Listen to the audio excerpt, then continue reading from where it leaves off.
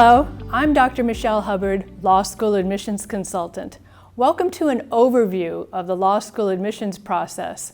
You don't have to do it all by yourself. Let's do this together. Let me introduce myself to you. I'm a Juris Doctorate. I'm a doctor of metaphysics and an ordained minister. I'm a public speaking consultant and an author, and I bring all of this together to help you. I've had 15 years experience as a law school and grad school admissions consultant with Kaplan Test Prep, and I was even named Consultant of the Year. Now after this, I thought I was going to retire, and so I published 2 books, Personalize Your Law School Essays, Personalize Your Grad School Essays. And here I put all of the information that I gave to my clients in these books so that, well, I tended to work with the special applicants, the ones who were maybe a little bit older, had lower numbers, maybe there was some sort of a glitch in their personal statement, and we were able to get them accepted to multiple schools. And so I didn't want these special students to fall through the cracks, and that's all of the information that I put in my books. I even made a few videos on my own. To my surprise, people found the videos, and I was able to become an in-demand consultant when I thought I was going to be retiring from the career entirely.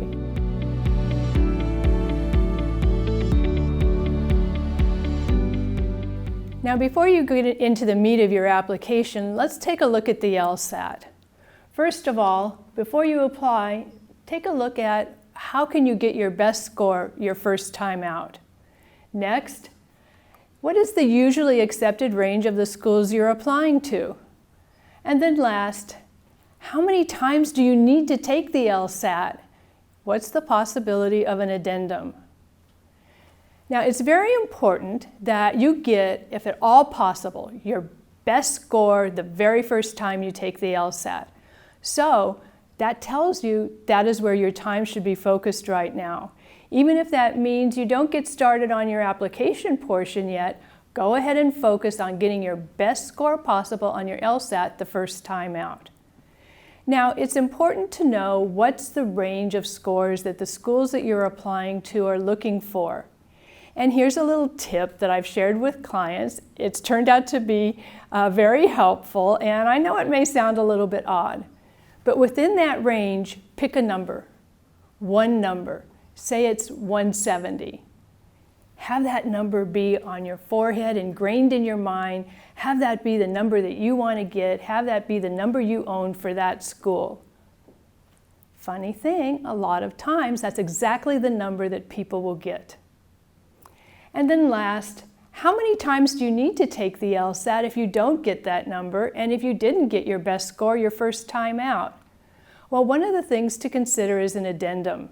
And if the school that you're applying to allows an addendum, you can write an addendum and address this issue of having gotten a low LSAT score, and then address the committee's attention to what is a better reflection of your ability to perform in their program. But if they don't take an addendum, a lot of times they'll say to just write it in the personal statement, do what your school asks for. So that's an overview of how to handle the LSAT portion of the law school admissions process.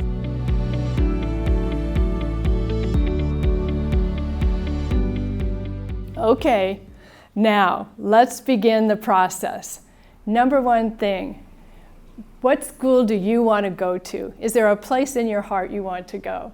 Next is to apply to as many schools as you possibly can. And I'm going to share with you a rule of 3. What does your school's application ask for? Do they allow an addendum? Do they allow additional essays? What does the school that you're applying to ask for? You know this if you research your schools. Next, what are your school's deadlines? Some schools have rolling admissions. Some schools have very specific deadlines. You need to know which is which. And last, I found that my clients do a spreadsheet, and they'll have columns for what the personal statement requirements are, what the school deadlines are, whether or not they allow an addendum, various factors for each school. So let me share with you a little bit about choosing a school. Is there a place in your heart that you really want to go to? Maybe it has to do with the type of law you're going to be practicing. Maybe it has to do with having friends and family and community there. Maybe it has to do with wanting to surf and you should go to Richardson School of Law in Hawaii. Go ahead, follow your heart, because it's important to choose as many schools as you possibly can. And I advise my clients to choose schools that are a bit of a reach based on the numbers that the school will accept. Schools that are more of a safety zone compared to what a school will accept. And then schools that are just a total shoe-in, should be able to get into that school very easily based on numbers alone. Now, what I've had happen with clients is even though they were accepted into a top-tier school, many of them decided to actually go with the school where they were the big fish in the small pond because they got financial incentives that made it more attractive for them to go there.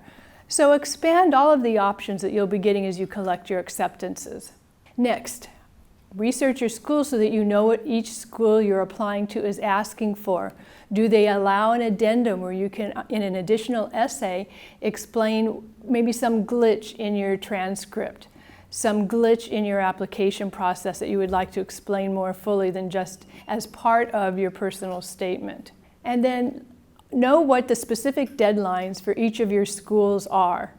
There are different admissions processes in terms of some schools do the rolling admissions, some do not, some have very specific deadlines.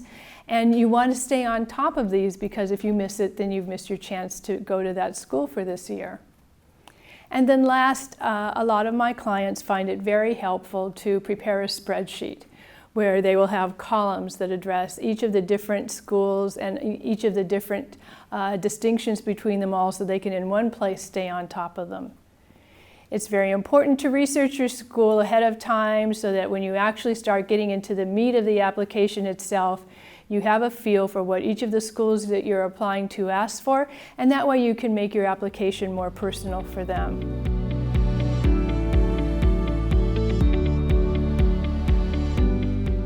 So who would you like to be your recommenders?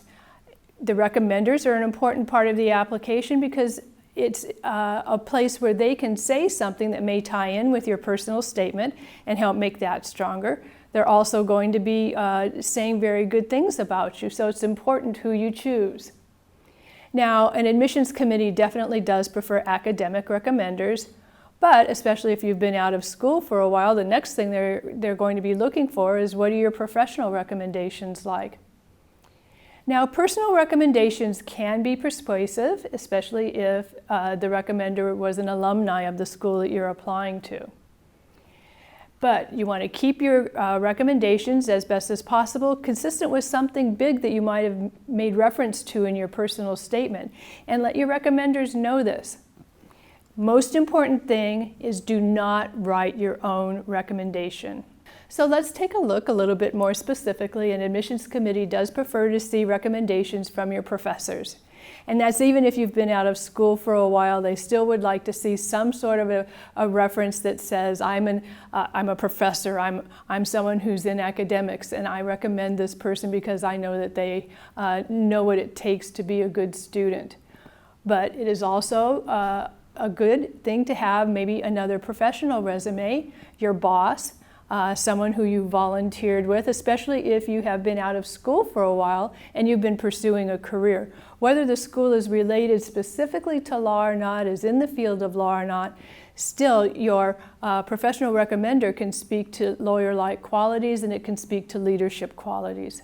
Now, personal recommenders like a family member or someone who's a family friend or a close family tie can be persuasive if they have been an alumni of the school and they can say, I went to this school, I know what you guys are looking for, and this person will fit that bill.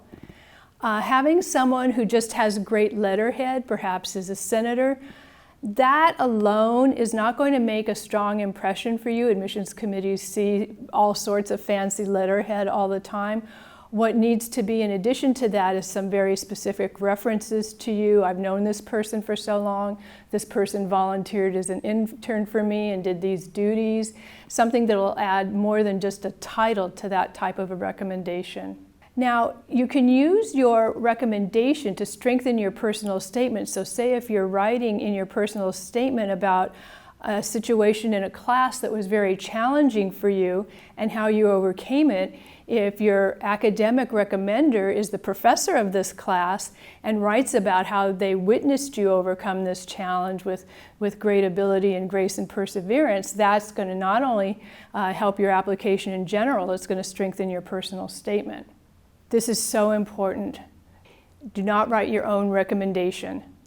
Even if your recommender is so busy that they say to you, oh, you just go ahead and write it and I'll sign it. You go ahead and write it and I'll endorse it.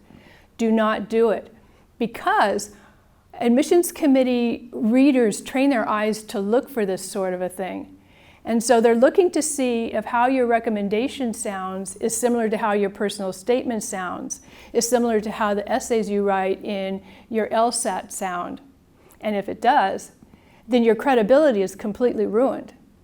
And keep in mind that, especially with the reach of the internet, that a lot of these admissions committee members know professors and know people outside of their own university. So it may be that someone knows how someone writes an email, someone knows how they speak, and if it sounds more like you than them, that's going to be something that's held against you. It's okay to give a recommender a copy of your personal statement and let them have this be a refresher of their memory of you. It's okay to give them an outline of what you would like them to say, but it is not okay for you to write your own letter of recommendation. In fact, it's the kiss of death for your entire application. So there's an overview of your recommenders.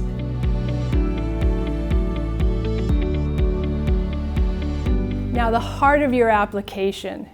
There are 3 components to the heart of your application, and these are parts of the application that are so important because they're the only place in the application where you actually have control of what's being said. These can also take the sting out of low numbers in that they're, because you have control of what's being said, a place where you can more or less tell your side of the story. The first one is your resume. The second one is your personal statement. The third one is an addendum or any sort of additional essay that an application allows you to write. And because of this extreme importance and because of them being totally under your control, these are the part of your application that are worth your maximum attention and focus. So let's take a look at what would be an advantage to a great resume. One of the things that admissions committee members love about a resume is that it's something that's presented in a very factual basis. It's presented like an outline. So it's easier for them to read, it's easier for them to grasp the details of, and because of this, it makes it important for you to use very concise bullet points that address and show your duties and responsibilities at a job or an intern position, but especially drawing out points that either show lawyer-like qualities, like being an advocate, like having strong writing skills, like doing good research work, or leadership qualities, like being a good team, like having the ability to speak up and take charge of something, like having good time management skills. These are the sorts of things that you would show the duties that you did as bullet points to exemplify these types of attributes. The power of your personal statement cannot be understated. The power of your personal statement is that this is something that often takes the place of a face-to-face interview. It's your first way of introducing yourself to them, of making that personal impression, and you get to do it with your own words. You can ask a recommender to write a letter, they can say they're going to, and if they get really busy, it may come off a little bit less flattering than maybe you had hoped that they would write. But when it's your personal statement and your personal words, you get to write your story your way. And so you want to make the best use of it. But keep in mind, you only have 2.5 pages to show your passion for law school, why you're a good fit for this school, and what you're going to do with your legal career afterwards.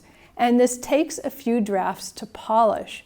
So again, be sure to give your maximum amount of time and attention to crafting a personal statement that's going to make this excellent impression for you. Now, an addendum can be something that takes the sting or explains low GPA, low LSAT numbers, maybe an indiscretion that happened with some sort of a disciplinary concern in your first year when you were learning your ropes in undergrad. An addendum can help with that. But if your application does not allow addendums, in fact specifically says do not write an addendum but address this type of an issue in your personal statement, know that and do that there in your personal statement, which once again emphasizes the importance of the personal statement. A lot of law schools will allow you to write an additional addendum, something about your personal history background, something about any particular financial challenge or distress you've had to persevere through in your life. Know if your law school asks or allows you to do this and take advantage of it. Most important is to tell you that, contrary to what you may think, you do not do your best work under pressure. Allow yourself the time to make a few drafts of each of these items because they are the heart of your application. This is the place where you can make up for a low number or any sort of a weakness you feel you have in your application. So do yourself this favor and give yourself the time to focus your maximum attention on it. So what are your next steps? What are you going to do next? This is the slide that you get to write on. You know where you are in your application process. You know now what to focus on first, and you have some tools and tips for guiding yourself step by step through the application process. Go ahead and start a checklist and decide what are your next steps. Now here's some ways I can help you with your application.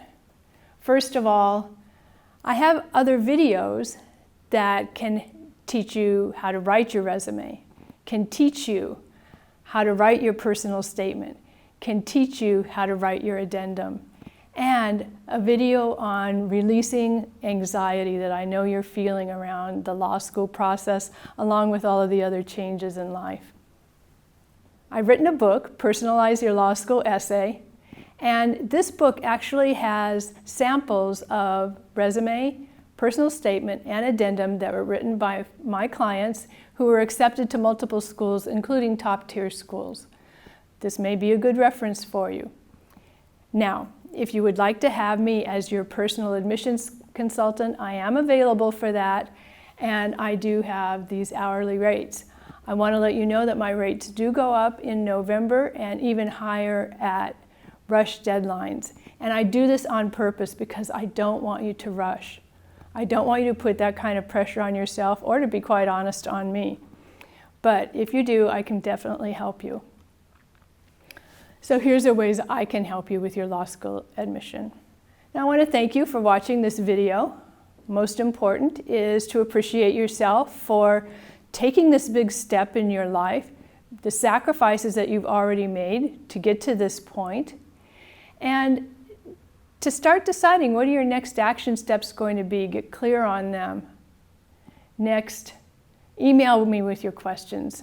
My email is michellehubbard.adcon@gmail.com, and my books and video are available at lawadmissionsconsultant.com. Thank you so much for sharing this video time with me.